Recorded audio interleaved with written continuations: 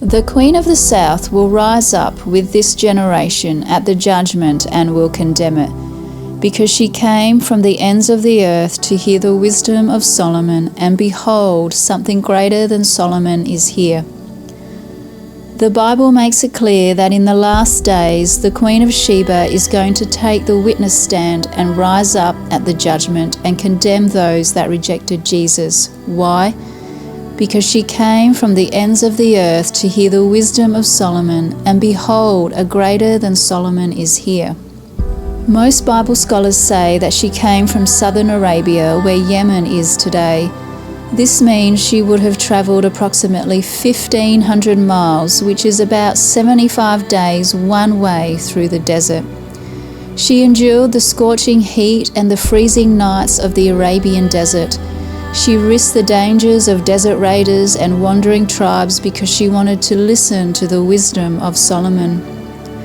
If the Queen of Sheba is going to rise up and condemn the unbelieving Jews of Jesus' day for rejecting Jesus, what will she say about Christians today? She was willing to travel 1,500 miles by camel, and yet most people in church today will barely read their Bibles to learn about Jesus. Most people in churches are not even willing to spend a few hours a week in prayer. Furthermore, she was not satisfied with what other people said about Solomon. She wanted to learn about Solomon for herself. In 1 Kings chapter 10, verses 6 and 7, it says, "Then she said to the king, 'The word is true which I heard in my own land about your words and your wisdom. Nevertheless, I did not believe those words until I came and my eyes had seen it. And behold, the half was not declared to me. You exceed in wisdom and prosperity the report which I heard.'" She was not willing to rely on the reports about Solomon from others. She wanted to find out the truth for herself. In churches today, many people rely on what their pastor tells them about Jesus instead of going to God and His Word for themselves. People in churches today insist that their denomination is the right one and everyone else is wrong. They listen to the opinions of their favourite pastors and preachers, but they have never sought the truth for themselves. They seek the words of men instead of the words of God. The Queen of Sheba also opened up her heart to Solomon.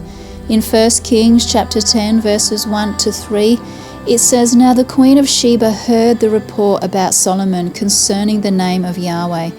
So she came to test him with riddles. She came to Jerusalem with a very glorious retinue, with camels carrying spices and very much gold and precious stones.